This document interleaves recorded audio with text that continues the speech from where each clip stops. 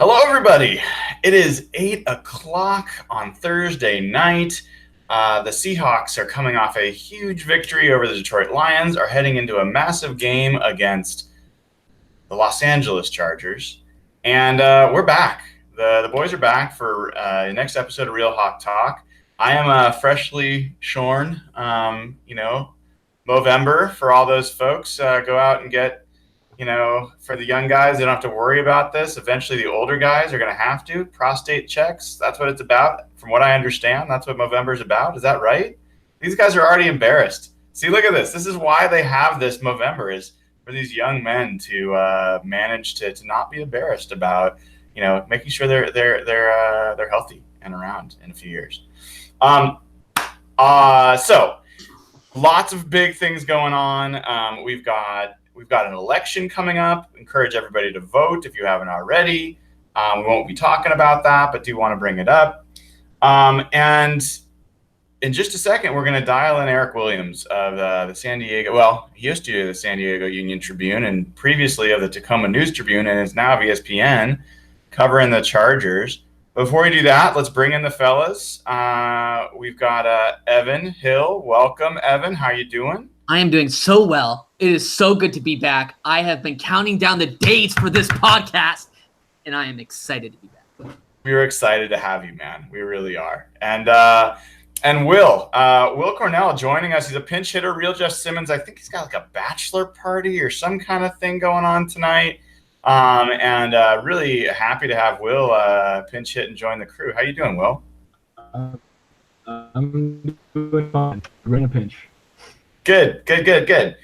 Well, guys, we're going to talk a lot about the Lions game and how we felt about what happened there, and we'll get into a little bit more about, some of the specific things around the Seahawks. But before we do that, I'm going to go ahead and bring in Eric Williams of ESPN to talk to us about the Chargers. And believe it or not, we're going to have to do this the old-fashioned way by actually dialing someone on the telephone.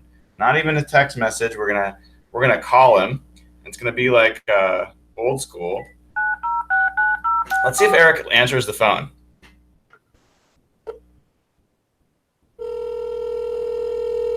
It's exciting. This is gripping. Hello, this is Eric. Hey, Eric. This is Brian.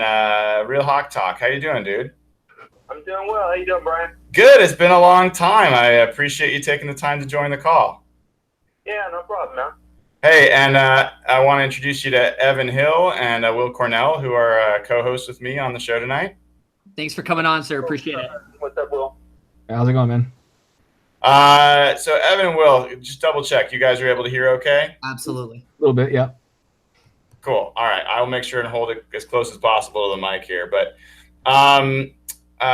Eric, you are covering the Chargers for ESPN. You were covering with them down there in San Diego as well, so you've got a lot of familiarity. And you covered the Seahawks back for the Tacoma News Tribune. So you've got a unique perspective in this game. And really curious, like, what are the storylines that you're paying attention to as you come into this? Well, I think a couple different things. I think, if you talk to anybody that, is involved in the game, it kind of comes down to offensive line play, defensive line play, and quarterback play. And so I think that's kind of the matchup that you look at first. I think the Seahawks offensive line has improved, and they're playing much better than in years past. They seem to kind of solidify things with Solari coming in there. So it looks like the change has been good, and they've changed personnel. And so they're running the football a little better. So I'm interested to see if they're going to be able to run the football against the Chargers defensively and what that looks like. And then on the flip side, I want to see if the Seahawks defensively can get pressure on Phillip Rivers and the Chargers offensive line, which is playing a little better than they played last year. The addition of Mike Pouncey has helped them both in terms of pass protection and the run game. So I'll be looking for line play on both sides, and then quarterback play. Rivers, is he going to continue to take care of the football? He only has 3 interceptions this year. He's done a pretty good job, 17 touchdowns, but he's still been able to make plays. Play in a tough environment, obviously, at the Clink. It's going to be loud, but he's played well there in the past. He threw for 455 last time he was there in 2010. And then, with Russell, I want to see if he continues to make plays offensively, finding his targets. He's done a nice job, with Doug and Lockett. I think the addition of Ed Nixon gives him a playmaker at the tight end position, adds something to the offense there. And just they've been able to have balance because of how well they've been able to run football. So quarterback play and line play will be two of the things I'll be watching. Interesting. And a couple things I'm curious about. So everyone's going to be watching the injury report. Injuries can have a huge impact in these games. And it sounds like Joey Bosa is highly unlikely to play in this game. Melvin Gordon's the other name there that everyone's watching, and he missed the game before the bye week in London with a hamstring injury. I knew yesterday that he was limited. What's he trending toward for this game? Yeah, as you mentioned, Bosa's not going to play. He hasn't even practiced. Hasn't practiced since week 1, and they're going to take their time with that. So you won't see Bosa on Sunday. Melvin, is a little bit of a question mark. He practiced Wednesday and he practiced on Thursday. We only get to watch the first 20 minutes of practice, so we just saw him in individual drills. But he didn't look totally comfortable. Hamstring injuries, there's a wide range that you're dealing with in terms of whether it's a minor strain or potentially a tear. So I'm interested to see what happens on Friday. Usually Friday, though, they're pretty light. They might not even go helmets on Friday. But I'm interested to see what Melvin says on Friday and how confident he feels that he can get out there and play. In past times where Melvin's been questionable, more times than not he plays because he's pretty tough and he's able to play, dinged up and still get out there. But with an injury like this, I don't think they want to risk long-term injury just to get him out there on Sunday. They like Austin Eckler. Obviously, he's a different type of runner, more like a Justin Forsett, but faster, a better inside runner than Melvin is. And they have some other guys behind Melvin. Justin Jackson out of Northwestern, a rookie they drafted in the 7th round. But not as explosive as Melvin as you would expect as a backup. And then Detrez Newsome is an undrafted guy at Western Carolina that could see some reps if Melvin can't play. So, yeah, I agree. Whether or not Melvin plays will be a significant thing to follow this weekend. Yeah, and you mentioned a guy that I bet a lot of Seahawks fans have not heard of, second-year running back, and I think Austin Eckler. Is that how you pronounce his last name? Yep. The guy's averaging, close to 6 yards a carry. He seems like he's a threat out of the backfield as a receiver as well. I think he's caught some pretty big passes from Rivers. What kind of player is he? You mentioned that he's like Justin Forsett but faster. His numbers look like he could be, or the type of player that's kind of like a Alvin Kamara in terms of the types of way he gets used. What do you see from him? What's his upside as a player? Well, I compare him to Justin because they're about the same size. Austin's about 5'7". They list him at 200, but he's probably closer to 190, 195 pounds.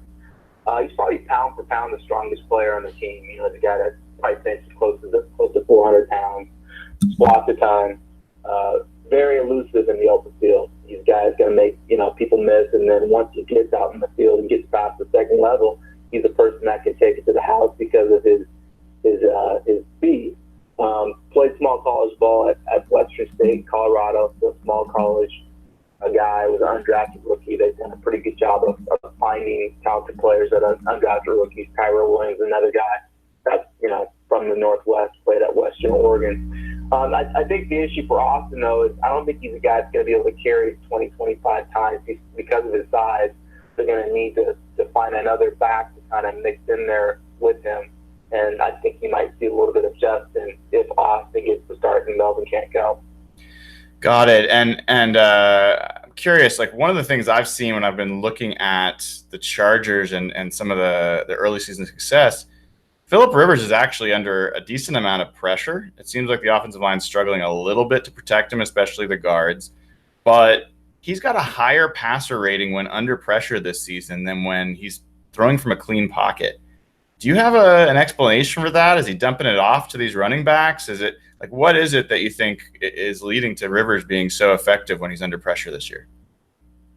Well, first of all, he's accurate. He's probably one of the most accurate passers in the league. He's decisive. He knows where he wants to go with the football when teams do pressure him, so it actually puts him at an advantage. And a lot of times, like you said, he's checking down. He's getting to the running back right now.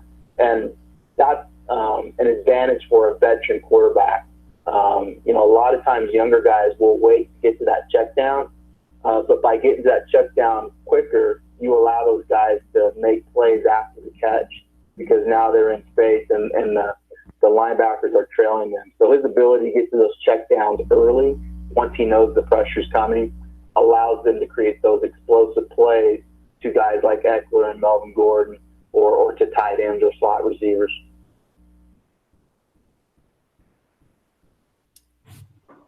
Evan, you got a question? Yeah, Eric, I appreciate you coming on.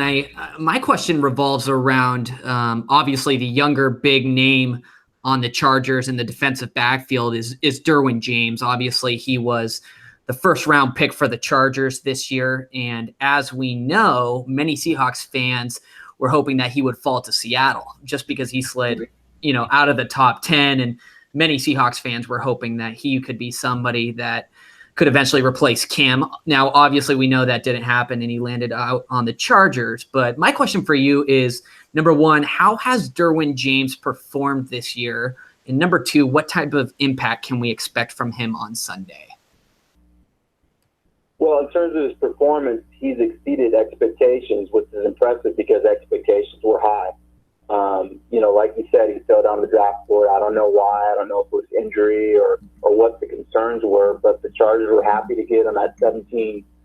You talked about it. He's a great fit in Pete Carroll's system, which is the same system that Gus Bradley is running. He is a physical freak in a league of freaks. So his athleticism is off the charts. To me, he's kind of a combination of Cam and Earl. And I say that because he's 6'2", 215 pounds. So he can come and play in the box as a run defender or a guy that can blitz. And he's a thumper. He's a guy to hit you. That said, he also ran like a 4.45, I think, at the combine. So he has that elite speed that can be a guy that can play in the back end as a free safety and get red line to red line and really come up and run support and give you another defender. And he's got great instincts as a football player, and he gets the football. I think he has like 3.5 sacks. He gets a lot of hands on balls in terms of pass coverage, and when he has a chance to intercept it, unlike most defensive backs, he actually catches it. So he has great hand-eye coordination. He's an impressive player. I don't know if he'll make a Pro Bowl, because I think it's hard for rookies to make the Pro Bowl because they kind of want to have those guys kind of earn the respect. But with Joey Bosa out, he's probably been their best defensive player, either him or Melvin Ingram. Will, I know you have a question for Eric. Eric, thanks for coming on. As I was taking a look at the Chargers' offensive attack this year, I've noticed that it seems to be a little bit more balanced. You think of, whenever I think of the Chargers, at least in past years, I think of all those high passing numbers, and that always Phillip Rivers kind of leading the show. But it seems like they're running the ball a little bit more, and seem to be a little bit more balanced in their offense. What do you attribute that to? Mike Bounty. I just think that they're able to run the ball a little bit more consistently, particularly on first down. Their first down numbers in terms of running the football were down last year. This year, they're one of the top 5 teams in terms of running the football on first down. And I think that's directly attributable to having an athletic center that can get to the second level of defense and carve out clear, decisive running lanes for Melvin Gordon. And Melvin Gordon's, a year further into the offense. I think he has a better understanding of where the running lanes are going to be. And they have a better understanding of what plays work for Melvin. So they've really emphasized the running game. They want to make it easier for Phillips so he doesn't have to throw it 40 or 50 times a game. But when he does throw it, he can dial up chunk plays, explosive plays, and they've done a nice job of that so far this season. So, Eric, one thing that's really jumped out to me, and I'm sure a lot of folks about the Chargers this year, is the receiving core. People know Keenan Allen. He's been a player for a while and made big plays, but they've added to that group. Talk to us a little bit about Mike Williams, about Tyrell Williams, I believe is another player that's been stepping up. How's that receiving core looking, and how do you think that group matches up against the Seahawks secondary? Yeah, I think when you look at their receivers 1 through 4, I think they're a top 5 receiving group in the NFL. Keenan is probably a top 10 receiver in the league, even though he only has 1 touchdown so far. Defenses have to account for where he's at, and he's good at, working from the slot, or he can work out on the perimeter. Does a great job off the line of creating separation and getting off press coverage. Really, he's like a big receiver at 6'2", 210 pounds, but he moves like Doug Baldwin. He moves like a small receiver. He's a guy who played running back in high school, was a good basketball player in high school, so he has that short area quickness. And then on the outside, you just have two 6'3", 6'4" guys that can go get it. Tyrell Williams is more of a speed guy, vertical threat. I think he's averaging 21 yards per catch. He's had 2 good games the last couple weeks and kind of been their big play guy. But Mike Williams is coming on as well. Obviously struggled his rookie year, had back and knee injuries, so it took him a while to get acclimated in the offense and really to develop a rapport with Phillips. He was able to do that this offseason, and I think the Chargers are seeing the results of that. Mike has 4 touchdowns, and then another guy, a big body receiver that can go up and get it. Phillips has had a lot of these guys in the past, whether it's been Vincent Jackson or Malcolm Floyd.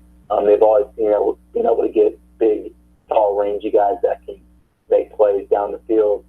Along with that, they still have Travis Benjamin, probably the fastest receiver in that group. He's been dinged up a little bit, but he'll probably today. And they like to run him on that jet sweep action too to stretch teams horizontally. So with those 4 guys, it gives you a lot of different things you can do to defenses. Sometimes they're primary, sometimes they're the decoy, and they do a good job of kind of playing off each other. And they also will block in the run game, which sometimes the receivers don't want to do.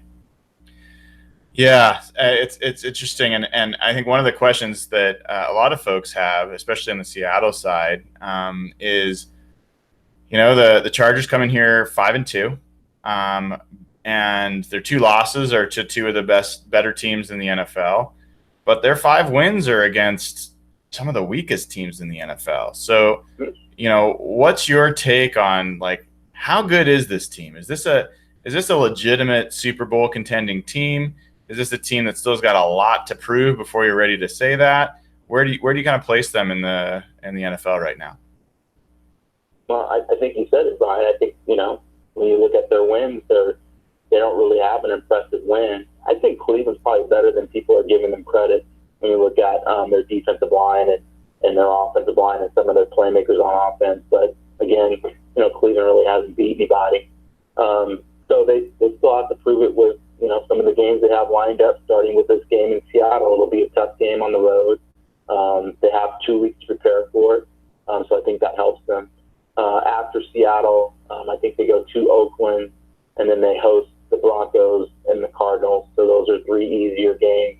And then the next game where they really will be tested is December 2nd. They go to Pittsburgh and face the Steelers. So the back half of their season, they'll really find out, whether or not they're truly a team that are Super Bowl contenders. But they certainly believe that they have the pieces in place to compete.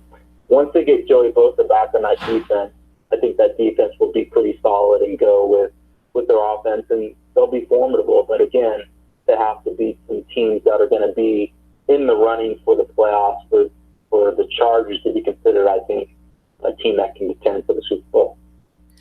Well, and last question I've got for you before I let you go is flip it around. I don't know if you've had a chance to watch much of the Seahawks. I know your focus is on the Chargers, but given what you've seen when you covered the Seahawks in the past during the Pete Carroll era and where they are now, what do you see from the Seahawks? Like, what's your kind of quote unquote outsider insider view of the team? Yeah, I just watching them, and I've watched bits and pieces. I watched them play the entire game against the Lions. It reminds me a lot of the team in 2010. I think that went 7-9 and kind of snuck in the playoffs. It's a team that's, they don't want to say it, but they're rebuilding. I mean, they're getting rid of a lot of their, cornerstone players, and they're keeping the ones that they want to build around. KJ and Bobby defensively, offensively, obviously Russell. They draft Penny in the first round. Obviously, he hasn't played a whole lot, but just having Penny in there, I think, has kind of created competition. So at least now you have a consistent running game, which is what people want. They've done a pretty good job of taking care of the football. And I just think defensively, they look like the Seahawks are supposed to look on defense. You see all 11 guys running the football. They're tackling pretty well in space. They're not giving up a lot of big plays. And they're creating consistent pass rush, which has always been kind of one of the key things that Pete has focused on. So I just think they're kind of, back to where they were when Pete first got there and started building that roster. It's probably going to take a couple years for them to be back into Super Bowl contention, but I wouldn't be surprised if they sneak into the playoffs just because they have one of the better quarterbacks in the game in Russell. Awesome. Well, Eric, it sounds like, is it fair that you like the Chargers' chances in this game? Yeah, I just think 2 weeks to prepare for a team is a big deal, even though you're going on the road against a good team, playing in a hostile environment.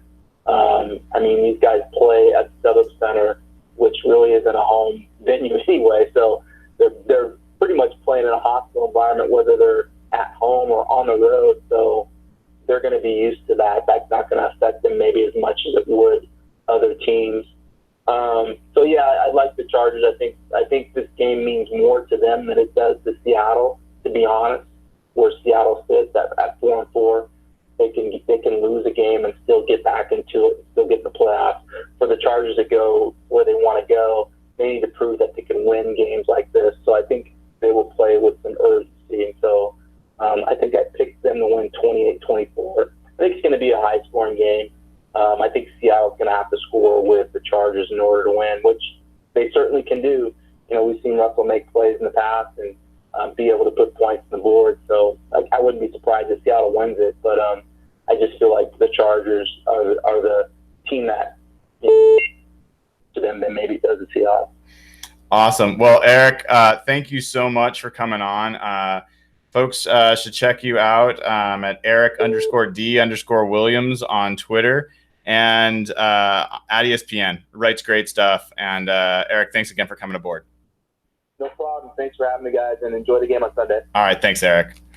So that's Eric and my call waiting for everyone who didn't get a chance to do that. Yeah, see, dude, not everybody has good cell reception at their house. And so, when you get free home phone, you just take it, dude. You guys think that's funny? I don't think I've had a home phone in a decade. Yeah.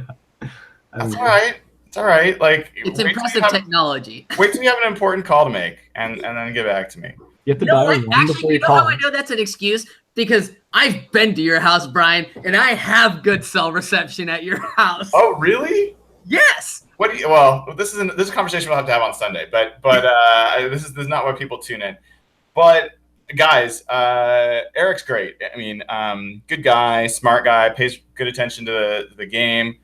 I think he is really wrong about a lot of things really great related to the Seahawks, and I think that doesn't mean that Eric's not good at what he does. His focus is the Chargers. I think that's a sign of where the Seahawks are nationally still.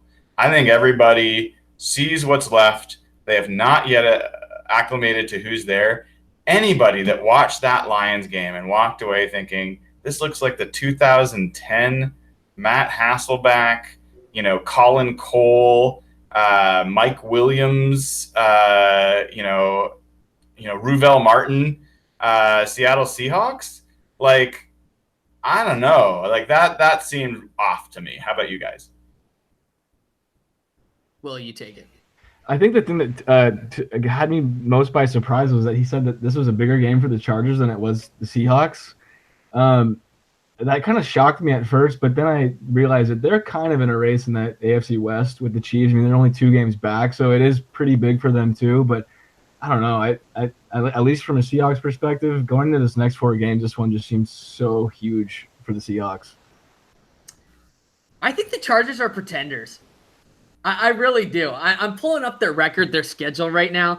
I have a hard, they're pretenders. I don't believe them. I don't believe them. We can beat Phillip Rivers in Seattle. I think if this game is even played in Los Angeles, I think we win this game, especially with Joey Bosa out.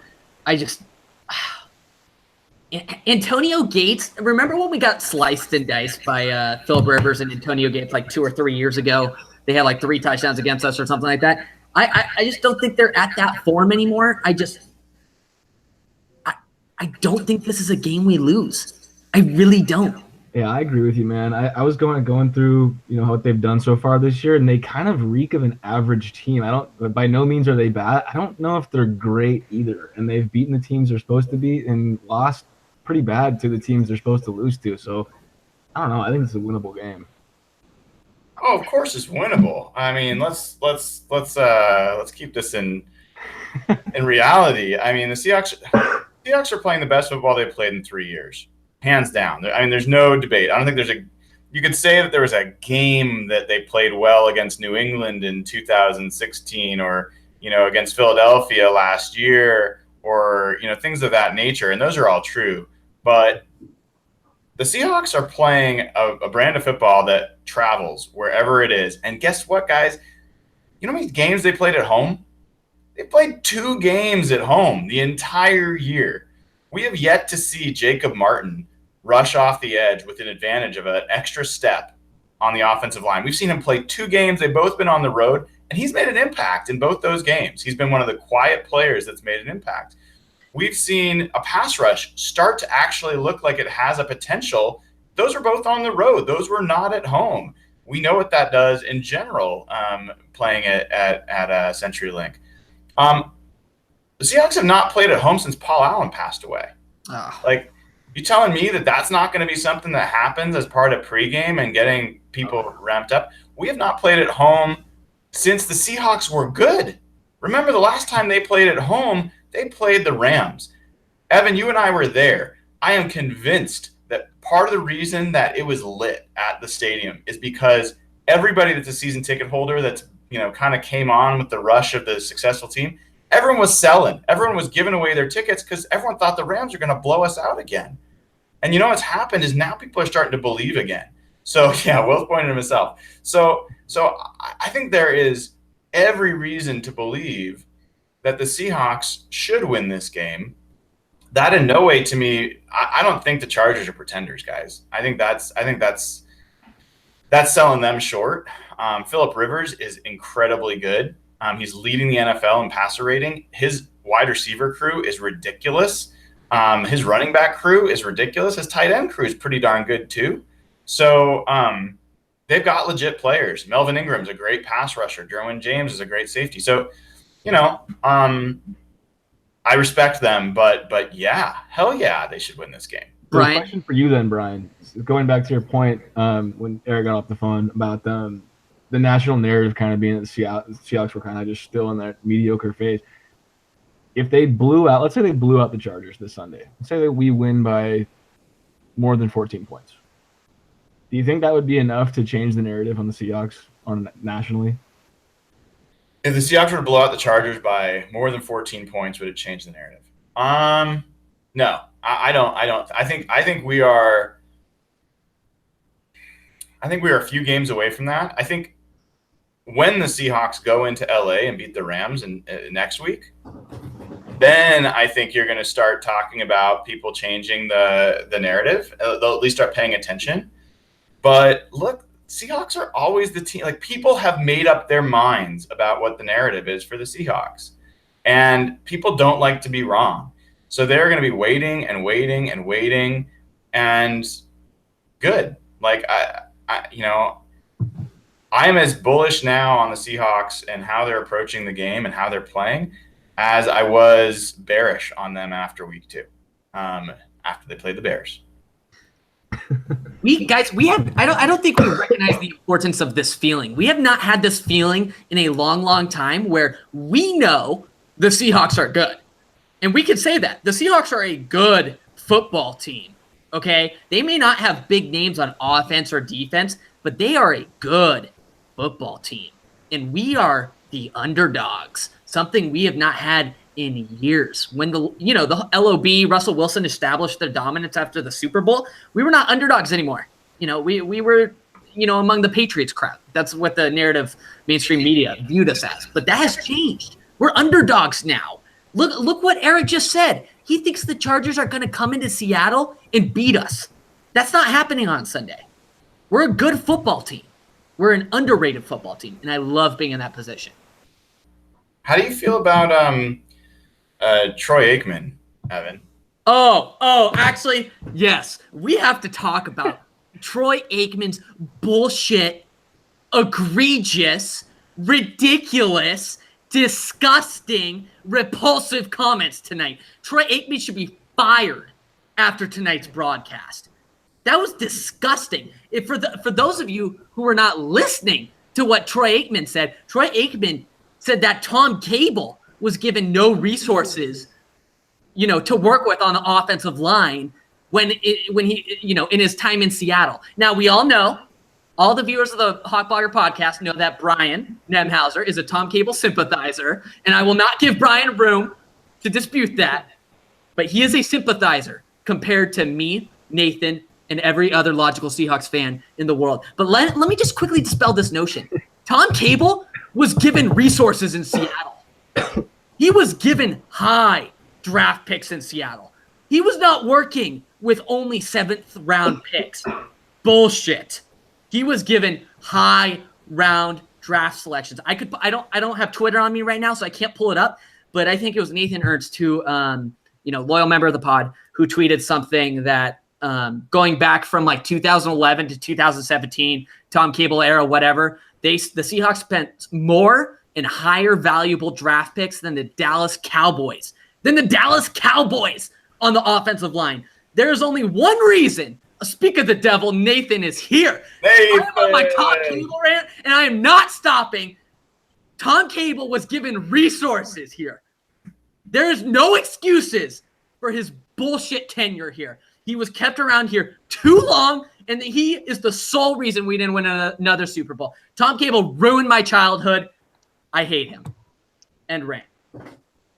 Clearly, I'm not needed here. I can just jump back off. You guys got this under control, it looks like. I think it's time to end the pod. I'm exhausted. Part of me just wants to get into it with you because it would be fun and because you're wrong on a few levels, like pretty clearly. But I don't really care enough to do that. There's so many things I'd rather talk about. I mean, I'm not wrong about anything I said. Tom Cable is bad. Tom Cable's the reason that they threw it the 1 yard line and Malcolm Butler intercepted. That's the reason. Okay, whoa. Well, hold up. So they were notoriously bad on like short yardage situations forever because Tom Cable was a terrible offensive line coach. Dude, that is a huge reach. It's not that big of a reach. Also, with Mike Solari, they would have been up like 21 points at that point in the game, and it would never came to that point. So that's why my backup has arrived. Let's go. You need a jury. This is why the justice system is based on a jury of independent jurors that are not biased. Because God, you have a jury of 12 right here. Yeah, exactly. Evan. You keep on keeping on about that. I 100% agree with the bulk of what you're saying, that Aikman, I didn't hear, but I read that he said that Tom Cable was given 7th round draft choices that were defensive linemen that he had to convert, when we all know that Tom Cable was the one actually making those choices. So yes, that's the Tom Cable moment for the pod. let's move on. And we started talking. We started with Eric. We started talking about the Chargers. We'll get back to the game, I'm sure. But let's rewind a little bit, guys. I mean, that game against the Lions was. I'll just start by saying, Will and Evan, we were all there together. I was pretty nervous heading into that game. I certainly did not expect the Seahawks to win comfortably. In fact, I thought it was a toss-up game, and I started that game with the belief that the Seahawks defense is not that good, that they are pretenders, and thought that the Lions were going to score a lot of points in that game. We'll get to what I was wrong later, but that didn't turn out to be true for that game. So, Nathan, since you're new joining tonight, what was your impression? How did your expectations or impression of the Seahawks change after watching that game, or did they at all? Nathan there? I'll actually speak on this just because I have some points to be made. I want to dispute the notion that the Lions are not a good football team. I saw this on Twitter this week that for some reason, because the Seahawks went into Detroit and won by a ton of points, that the win doesn't really matter because the Lions weren't really good anyway. Bullshit. Let me tell you what happened on September 23rd. The Lions whooped the Patriots' asses. The New England Patriots, Bill Belichick, Tom Brady. The Lions beat the Patriots. Let's fast forward a couple weeks. October 7th, the Lions in Detroit beat the Packers. Aaron Rodgers, that bad man that is probably the best quarterback in the NFL. Sorry, Sam Hawk Badger, but it's probably true. And Guga31BB, you're also wrong. Aaron Rodgers is definitely better than Matt Ryan. The Lions beat both of those teams. The Seahawks went in there and won by a ton of points. Okay, and they should have won by an even additional 7 points because the last play was bullshit and Tate fumbled and it should have been a touchdown. So the Seahawks walking into Detroit is nothing to skip around on. That was an impressive win on all phases of the ball. We're talking defense lights out. Obviously, they gave up, one of the first touchdowns in the game, but they rebounded. They played well. Trey Flowers is playing well. Bradley McDougald is playing well. We got defensive line pressure. Like, there are some things going well for us, things that would lead you to believe that this team is actually a good football team. Offense, I don't even need to speak to them. They're ballers. Brian Schottenheimer has a high-tech offense. Suck it, bitches. That's inappropriate. Yeah, I'm sorry, but it's high-tech. Will, how about you? Where were you? How did your expectations change after watching that game? I would say they were just slightly raised.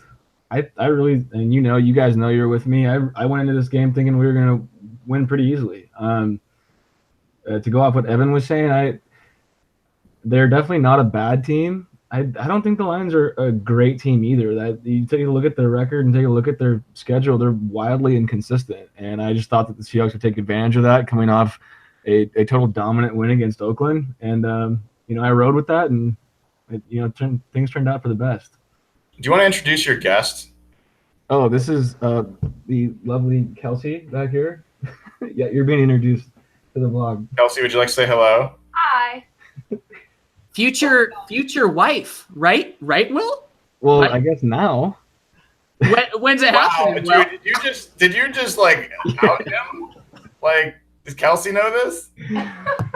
Also a diehard Seahawks fan also. So we're in good company here. I just put an unreasonable amount of pressure on Will, so I'm sorry. Just a little. Uncool. Interesting. Like, it's interesting. Like, Will, you definitely you believed that this was going to be the game that we got. I definitely did not. And as much as I love that you saw it, I also believe that they accomplished something in this game that maybe is getting lost there. Like, even when the Seahawks were great in the 2013, 2012, 2014 kind of time frame, there weren't a lot of times that they went on the road and went up 28-7 on anybody. That was not what happened. I mean, they went in. Matt Schaub was like destroying the Seahawks in the first half in Houston. It took a miracle for them to come back and beat. They would go on the road and lose to the Rams in St. Louis with 5 people in the stands. So they've lost when they were extremely good. They lost to some really bad teams on the road. And they just controlled that game almost from the opening tip. And, well, I guess I was watching basketball, the opening kickoff. So, damn Blazers. Yeah. They got lucky tonight with Anthony Davis out. We'll see if they can win. But yeah, I think that between the offense and the defense, it was a tough call, which was more impressive. Like, I think the offense for me really made the game possible by keeping it away from Phillip Rivers. They had a season high, like 35 minutes of possession. They ran the ball, they passed the ball, like perfect passing game.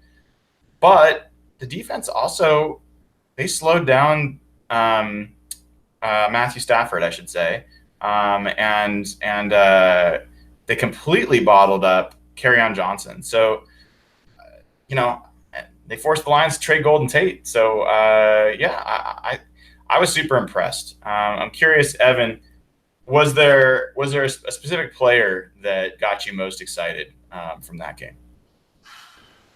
David Moore. David Moore is really, really somebody. I know we're talking about him, but we need to be talking about him more. 7th round draft pick, from 2017. Chris Carson and David Moore in the same round. John Schneider on the hot seat. Are you kidding me? That's an impressive. You don't hit on 7th rounders, but to hit on 2 players like that, maybe it's a little early on David Moore, but I think we can confidently say Chris Carson's a hit in that round. But David Moore is somebody who actually, I completely agree with you, Brian. That first catch he made in the game where he strong-handed the ball and just it was like down the left sideline. I think it was by the Lions sideline, and just like it sounds so weird, but he has strong arms, and that was really cool to see him just like manhandle it, hold it up high, turn, get the first down. I'm so glad he took Brandon Marshall snaps. Nothing against Brandon Marshall. He's a little old. I don't think he was contributing super well to the team, but I think, there was some hype about David Moore coming into this year. Pete Carroll had talked about him, making that second-year jump, and Russ seems to have a connection with him. He also had him on the touchdown, the little juggle ball that he had. He had him on the deep crossing route. David Moore is somebody who suddenly makes this wide receiver group pretty good. So you've got Tyler Lockett, who's balling this year and showing that contract was obviously a good extension at this rate. David Moore is a good number 3 receiver. And, assuming that Baldwin gets healthy again, that's a good wide receiver group. We were really worried about them coming into the year. That's a solid group in my mind. Yeah, so Will, I got more than a little bit of crap for my take on David Moore before last week's game in the pod. And I talked about the fact that I don't think we've seen his ceiling yet. I don't think we really know. And that for me, I think he can be one of the best players at his position in the NFL. And I'm curious, what's your take on David Moore so far into this season? And what do you expect from him the rest of this year? Well, I'm not quite there yet with you, Brian. One of the best players at his position in the league that's a tall order. But he's certainly going in that direction at a rate which I think we're all satisfied with. I don't know. I kind of see him being second to Lockett. I know it's like not that like outlandish of a take, but I don't know. I think he could be that guy. I mean, I don't know if he's going to put up 1,000, but I'd see him maybe this year. I don't know. I'd be totally satisfied if he gets in the 700-ish range. I don't know much about where he would be at with touchdowns, but if you can get 700 yards ish from 7th round pick, I don't know. That's a hit. Would either of you guys be shocked if David Moore has a game where he goes 7 catches and 170 yards and a couple touchdowns? No, he's explosive. That's who he is. He's an insanely athletic player. I really think his sky, he has unlimited potential. I really believe that. If anybody here plays fantasy football, I don't know if either of you play fantasy football. I dumped the remaining of my free agent auction budget on David Moore. That's how absolutely convinced I am that David Moore is going to be good. I slid him right into that starting lineup. Think about this. The Seahawks passed the ball 17 times last game. 17. Like, barely passed the ball. He got 4 of those targets. He caught all 4 of those targets. In those 4 targets, he had nearly 100 yards. He had 97 yards receiving and a touchdown. So for me, the idea he's averaging 20 yards a catch at this point. He is making contested catches where people are draped all over him. He is making catches where he is running by guys because he's running good routes or because he's faster than them. We have not yet seen David Moore in a situation where someone's been able to shut him down or someone's been able to outmaneuver him for a ball. So I think he's on the ascendancy. I think we're talking about a guy that, you know, God forbid he gets 10 targets in a game.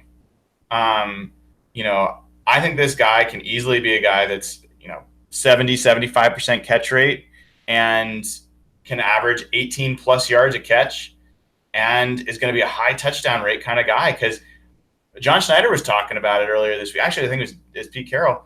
We haven't even seen his run after catch yet. And guys, I'm telling you, when he gets the ball and there's any space, he's a load to bring down. He is shifty. We saw it on a punt return earlier this year in preseason. He's got a lot. He's got a lot, and people have not seen it all yet. And what we have seen is pretty freaking good. So you know, I think he's going to be a key to how good the Seahawks can be over the second half of the season, and I am really optimistic on what that could be. So, you know, I don't know if you guys have a compare for David Moore. I went through my mind and I was trying to think of the most athletic, you know, most talented athletes at the wide receiver position for the Seahawks. Sidney Rice came to mind. The only guy that really comes close for me is well before your time, but it's Joey Galloway.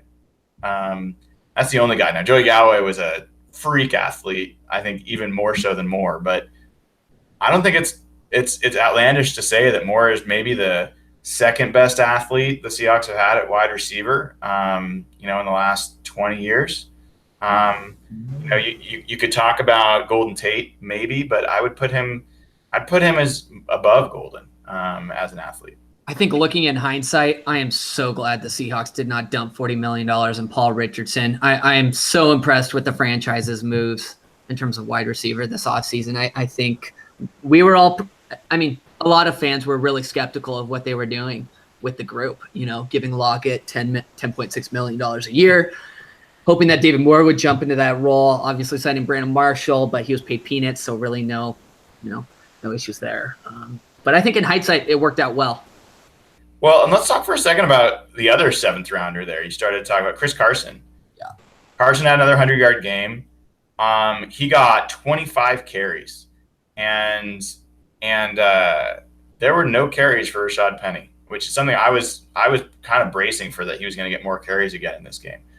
Will, what was your take on both how Carson looked and what you see as you know, what the future is for Rashad Penny? Well, first off, I loved Carson's performance. I want to just keep giving it to him. I mean, you saw, you know, as the week progressed, you know, what the guy can do when the blocking breaks down. The guy's able to create space on his own. I mean, I don't know. We talked all offseason. I know I did, about drafting a running back, and I always said with how this offensive line is, I want a guy that can create space without totally relying too much on his offensive line. You know, cough, Sean Alexander. But Carson's a guy that can do it, you know, on his own, and I think you saw that, you know, as the week has gone by. What it means for Rashad Penny, I don't know, but my gut feeling says that it's grim.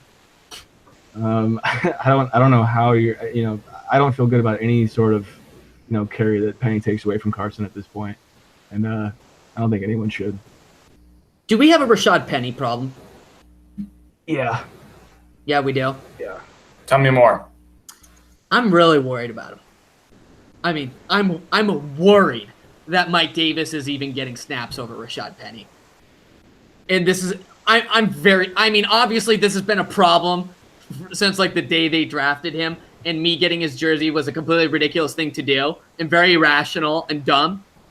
But we have a Rashad Penny problem. Your first round pick is not playing offensive snaps. That's a problem. Yeah, well, look, guys. And actually, you know what? Follow-up point. He was good on special teams in college. He hasn't done anything for us. I mean, I'm not even seeing like, remember when Lockett was a rookie and we saw some really cool stuff from him in the return game? Like he was shifty. He had that burst. He got around the corner and he was gone. I think like in one of the first preseason games, Lockett had a return for a touchdown off a kickoff against the Bears, I think it was. We just haven't seen any explosiveness from Penny, even in the special teams game, where like he excelled really well in college, and those are like the only snaps he's getting right now. So, I'm kind of very concerned about that. Well, I asked a very unpopular question on Twitter a few weeks ago, which is if someone offered you a 4th round pick for Rashad Penny right now. Oh, stop it, Brian. I'm asking you. I am not giving Rashad Penny away for a 4th round pick after 8 games. Okay, I'm going on record right now that you are going to regret that point of view. You are going to beg for a 4th round pick in exchange for Rashad Penny before it's all said and done. I hope you're wrong, obviously. I hope I am begging to be wrong. I love being wrong about players like that. But I don't see it. Everyone's like, give him a chance. Dude's gotten way more chances than he's deserved. He has not earned these chances so far. He didn't earn them in preseason. He didn't earn them in practice.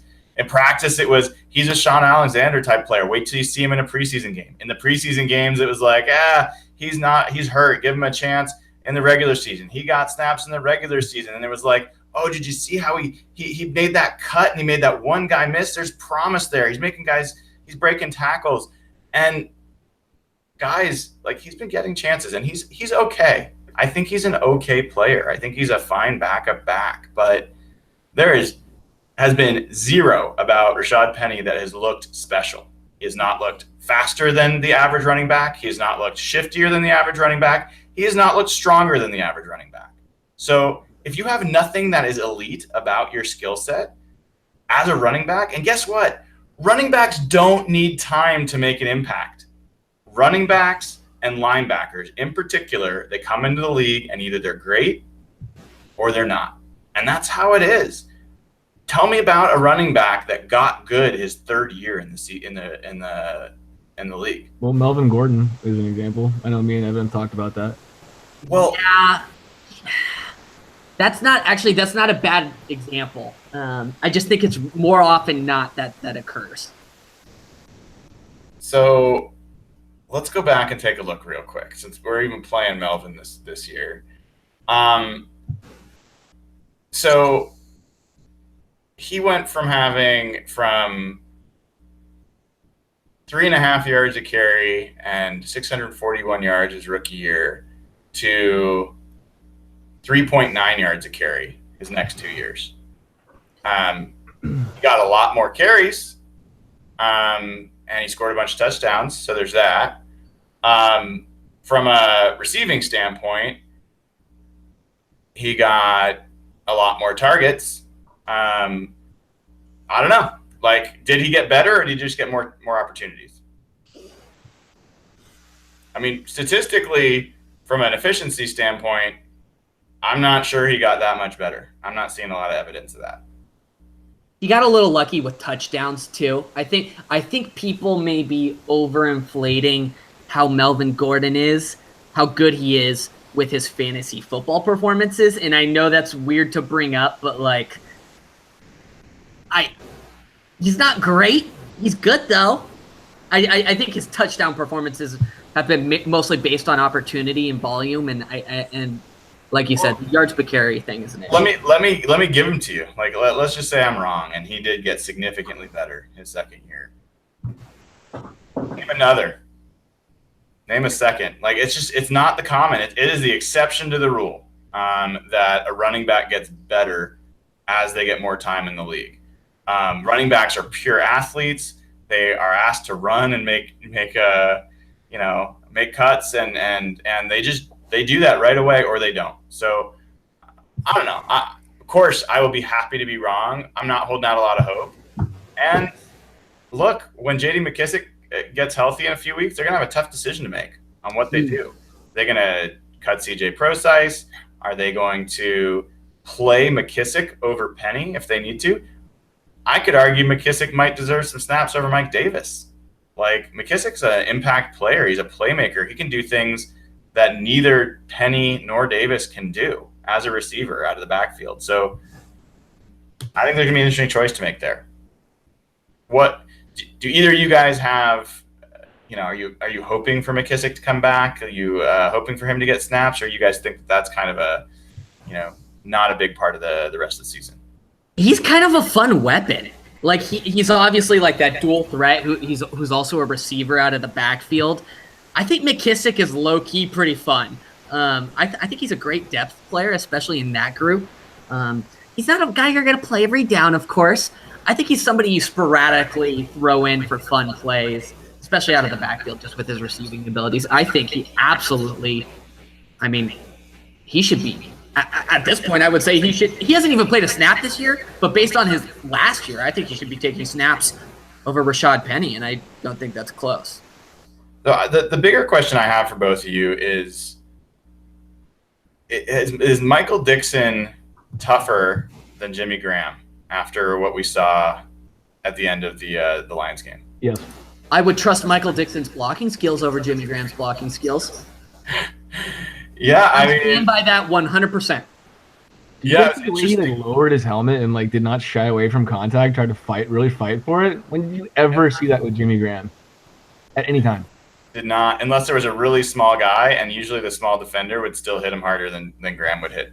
You know what I appreciate about this podcast, boys? We have a weekly Jimmy Graham hate segment, and I just want you to know I really appreciate that. Yeah, me too. You asked an interesting question on Twitter to the Packers fans about how they're feeling about Jimmy Graham. I saw a couple of responses. What did you hear?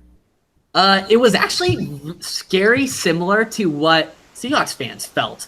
And honestly, in a way, that actually made me feel better because I had concerns, obviously, about utilization and, was our offense really catering to his skill sets and stuff like that? But the feedback from Packers fans to my tweet was very scary similar. It was, they're not using him as a receiver like they should be. He's not a good blocker, and they're putting him in blocking situations. He shies away from contact. These are all things Seahawks fans said, and I think Seahawks players and coaches were frustrated with. So I think, I put out some pictures I tweeted some stuff that he's the highest paid tight end in the NFL. And right now, out of all tight ends with at least 7 receptions through the 2018 season, he's like 26 out of 30 in catch rate percentage. Jimmy Graham, not only from a volume perspective, is having a bad season, he's having a bad efficiency season. He's not catching footballs. He's not a reliable pass catcher for Aaron Rodgers. Yeah, it's. I have to admit it. I'm a little surprised. I know all Jimmy Graham's flaws, but I thought that he would actually, in an offense with a higher volume pass offense, he would get the ball more often and have a good year. I was prepared for that, and he hasn't. Let's bring it back to Seahawks though. So, as we look at this game, the Seahawks defense is going to have a tall order against the Chargers, right? I'm curious, what are you guys looking at on the Seahawks side of the ball? Who are you looking at? Do you feel like has to play a good game for the Seahawks to slow down that Chargers offense? I'm going to go with Bobby Wagner on this one. I think they're going to have to stop Phillip Rivers. I know it's the obvious perspective, but I don't know. They run a lot of shallow routes. I think the linebackers are going to be huge in this game. You know who's going to have to play super well is Kendrick Thompson. I firmly believe that. Bradley McDougald is somebody who's been playing really well. I believe we can count on him. But Phillip Rivers, man, he is a good, underrated quarterback, and he is absolutely surgical He's got some weapons too. I'm a big fan of Mike Williams, their second-year receiver. He's played pretty well this year. He's been a touchdown playmaker for them. I think Tedrick Thompson is going to have to play a good game to compete with Phillip Rivers, because this is going to sound crazy, but I almost think like Phillip Rivers. I don't want to say this because I'm going to get flamed on Twitter, but he's almost like Aaron Rodgers level when it comes to like the fourth quarter. Phillip Rivers scares the hell out of me in the fourth quarter with those surgical comebacks. So Tedrick Thompson's going to have to play the game. I think that's a good call. I think this is going to be Tedrick Thompson had some trouble in the preseason last year against the Chargers, and I know Matty Brown over on Field Goals has a different opinion on this, and I respect his breakdown of the play, but Travis Benjamin got way behind Tedrick Thompson, and that was an issue. We saw Tedrick get beat in this Lions game. We also saw Tedrick redeem himself with a big hit and forced fumble that I thought was a turning point in that Lions game in the kickoff. I think the building on the Tedrick piece, our two corners, man, they are going to get tested. The outside corners are going to get tested. And, right now, teams continue for some reason to attack Trey Flowers vertically. That's not going to work. Like, the guys figured he's long, he is fast, he will be able to stay on top of those plays. So I don't think that going vertically over Trey Flowers is going to be the way to beat him. But, if the Chargers start mixing in some horizontal patterns, some crossing patterns, some slants, things like that, he's going to be challenged in this game. And I think Shaquille Griffin, he got lost in coverage a couple times last week. I continue to say he is not playing as well this year as he did last year. I do not think he's playing as well. He's going to get tested a lot. Rivers will find whoever he wants to try to target, and he will just relentlessly go after that person. So that young secondary, is it too much to say this is their biggest test so far this season? No, it's not. Phillip Rivers is really, really good. Really good. An underrated quarterback. And you know what? It's not just this week. It's the next 3-4 weeks. Got Aaron Rodgers, Jared Goff. Who's the other big team that we're playing? Aaron Rodgers. What was that? Carolina. Oh, yeah, Cam Newton. Different type of quarterback, obviously. But, yeah, this secondary is going to be tested over the next few weeks. That's for sure. So I have to correct myself. Obviously, the Rams were the biggest test. That's probably as tough of a passing offense as you're going to see. But Rivers is a better quarterback than Goff, as far as I'm concerned. People are acting like Jared Goff is like amazing. I don't think I'm sold on him yet. People are like, "Oh, Jared Goff is a top 5 quarterback now." Stop it. This is the Sean McVay system, which is a good system, but I could probably throw for 400 yards in Sean McVay's system. I mean, receivers are wide open. Sorry, that's my little take. So we have not done our What We Got Wrong segment. I think it's time to do that as we start nearing the latter half of our pod for the night. So, Will, I'm going to give you honors here. Tell us something that you got wrong, either about this game last week, that's been proven wrong, that you got wrong about the Seahawks over the course of the season, or something else across the NFL that you've gotten wrong. Well, I wasn't wrong about much in that Lions game, fortunately.